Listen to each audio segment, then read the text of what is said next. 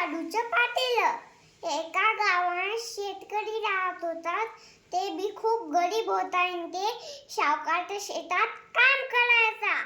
त्याची बायको त्याच्या सोबत राहत होती आणि त्या सोबत शेती करत होती. आणि ते सावकारच्या शेतात एका दिवशी काम करत होता आणि मग त्याची कुदाळ एका वस्तूला आपटली आणि मला आपल्या आजी आजोबा आपल्या आजीना तर थोडा नसेल ना, मग त्यानं ती माती बाजूला केली आणि ती वस्तू बाहेर काढली आणि निघलं तर काय, फुटलं टोपलं. आणि मग ते मला निघलं तर काय, फुटलं टोपलं. जाऊ दे. आणि त्यानं ती कुदाळ त्या टोपलीत टाकली आणि जेवायला गेला. आणि मग ते जेव्हा जेवायला गेला, झाडाखाली एका झोपला. आणि मग ते मला चला आता डबल आपण जाऊया शेती कराय.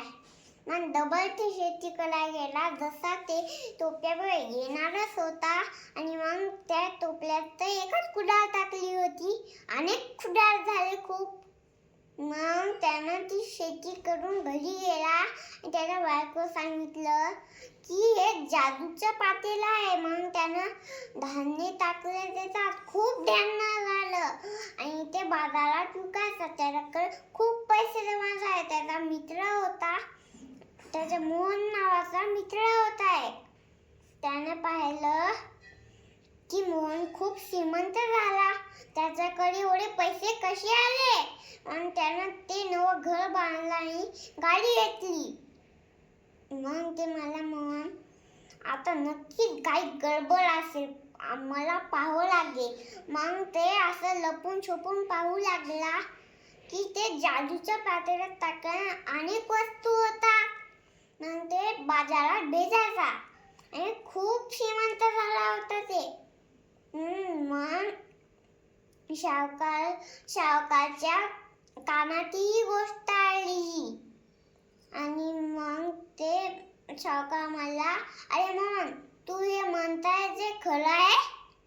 मग ते मोहन मला, अरे हो खरं आहे, या डोळ्यात सगळं पाहून घेतलं, एकदा तुम्हीच खात्री करा.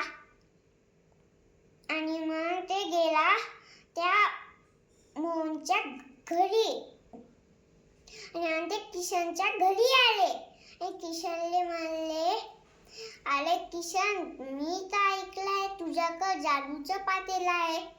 आणि ते मला ते शेतात शेती करताना भेटलं आणि मला ते तर माझं शेत आहे. मग तुझ्याकडे ते टोपलं कसं आलं? माझं शेत, तुला शेती करायची होती तर माझ्या शेतात तुला पातेलं भेटलं.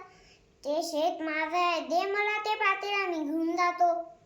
आणि मग ते खूप संभळत होता, पण काही सावकारचा ऐकायला तयार नाही. आणि मग त्यानं ते जादूचं पातेलं तिथं आणलं आणि मग ते घेऊन गेला सावकार हुसकावून. आणि मग त्या लाडाचे सैनिक तिथं गेले आणि मग सावकारानं ते टोपलं घरी नेलं आणि मग ते बी खूप श्रीमंत झाला. आणि त्यानं खूप वस्तू टाकून ते श्रीमंत झाला, खूप श्रीमंत झाला आणि ते बाजारात भेटायचा.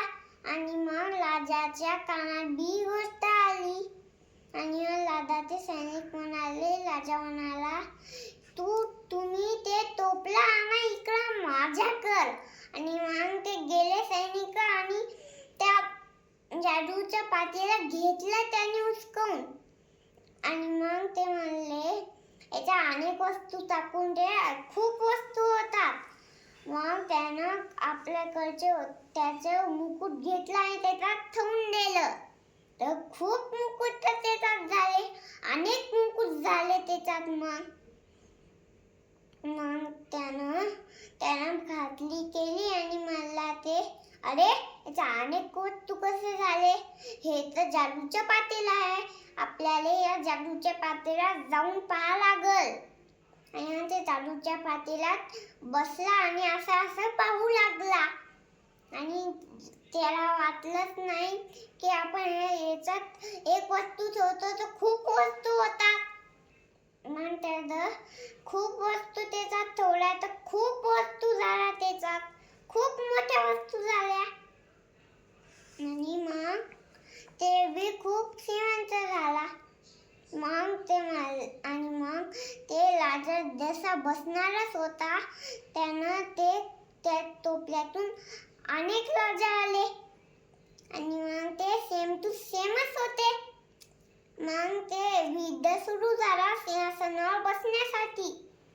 मग ते खरा राजा म्हणला, खरा राजा आहे मी बसणार सिंहासनावर, तुम्ही या पातेल्यात खोटे राजा, मी खरा राजा आहे मी बसणार.